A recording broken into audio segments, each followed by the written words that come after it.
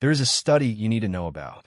In 2013, researchers at Princeton and Harvard gave sugarcane farmers in India a series of cognitive tests. They tested them twice. Once before harvest, when they were poor, and once after harvest, when they had money.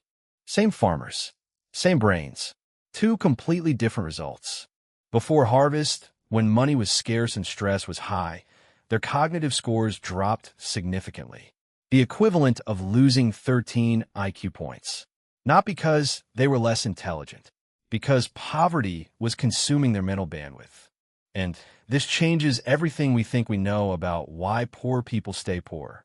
Your brain has a limited amount of mental bandwidth. Think of it like RAM on a computer. You only have so much processing power at any given time. When you're financially stressed, that stress does not sit quietly in the background. It runs constantly. It takes up space. It occupies mental resources that would otherwise go toward planning, decision-making, and self-control. Researchers Sendhil Mullainathan and Eldar Shaffer called this scarcity. Not just the physical fact of having less, but the mental experience of having less. When scarcity captures your attention, it does not let go. You're trying to focus on work, but your mind keeps returning to the unpaid bill. You're trying to make a long-term plan, but the immediate crisis is louder. You're trying to resist a small impulsive purchase, but your willpower is already exhausted from managing everything else. This is not laziness. This is not poor character. This is bandwidth under siege. And here's what makes it so hard to escape. The decisions you make under scarcity tend to make scarcity worse. When you're short on money, you take the payday loan with a high interest rate. Not because you do not understand interest rates, because the immediate need is so loud it drowns out everything else. You borrow from next month to solve this month. And next month you are even more short. The trap is not stupidity. The trap is tunnel vision.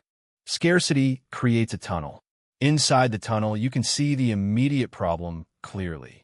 But everything outside the tunnel disappears.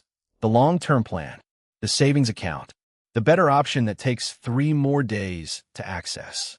All of it becomes invisible when you are standing inside that tunnel. Anuj Shah, one of Mullainathan's collaborators, demonstrated this in a simple experiment. He gave people a game show scenario with limited resources. People with fewer resources borrowed more heavily against future rounds. People with more resources barely borrowed at all. Same game, same rules, same information available to everyone. Different scarcity, completely different decisions. The poor decision-making was not a personality trait. It was a predictable response to the environment. Now here is the part that is harder to hear. This does not only apply to money. Scarcity of time creates the same tunnel. Scarcity of sleep creates the same tunnel. Scarcity of social connection creates the same tunnel. The mechanism is identical regardless of what you are short on. When your brain perceives that a resource is critically low, it redirects all available attention toward that resource.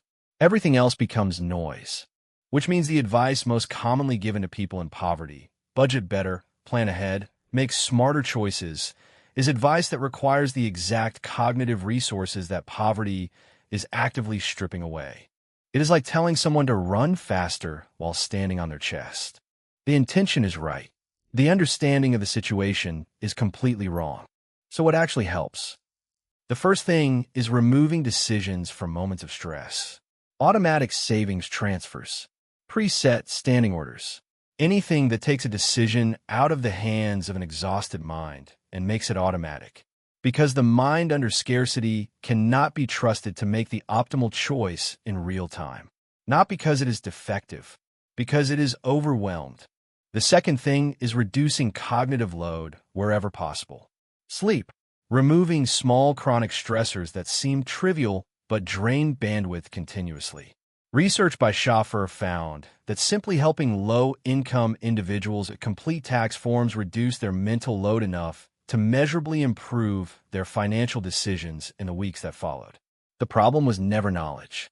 The problem was capacity. The third thing is the most important and the most overlooked. We need to stop diagnosing the wrong problem. For generations, we told people that poverty was a result of bad choices. The science says something different. It says bad choices are often a result of poverty. The direction of causation was backwards the entire time. You cannot solve a problem you have misunderstood.